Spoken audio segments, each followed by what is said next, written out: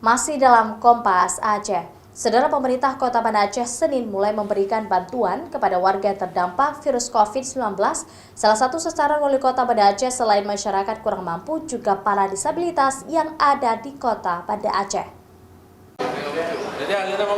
Hampir 200 penyandang disabilitas di Kota Banda Aceh mulai menerima bantuan dalam bentuk tunai dari pemerintah Kota Banda Aceh. Wali Kota Banda Aceh Aminullah Usman menyerahkan langsung bantuan tersebut secara simbolis di pendopo Wali Kota.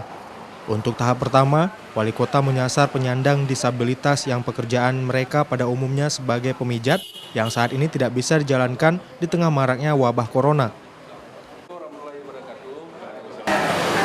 Pemberian bantuan ini kita tahu semua bahwa saat ini adalah sedang seluruh aktivitas tidak bisa bergerak di tengah-tengah masyarakat. Tidak hanya disabilitas.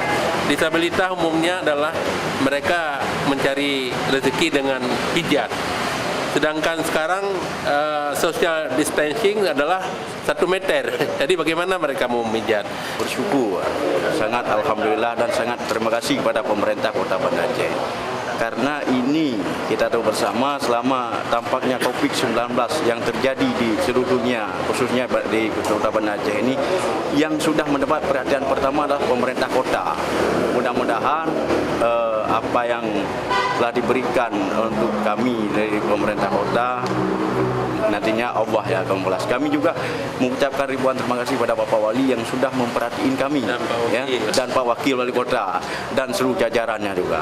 Selain itu, pemerintah Kota Banda Aceh saat ini juga akan menyalurkan paket sembako ke warga Kota Banda Aceh. Selain kepada masyarakat kecil yang merasakan dampak virus COVID-19 dengan anggaran 10 miliar rupiah lebih, pemerintah Kota Banda Aceh juga akan membantu pelaku UMKM dengan cara membeli hasil dari produk UMKM untuk disumbangkan secara gratis kepada masyarakat. Syahril, Kompas TV, Banda Aceh.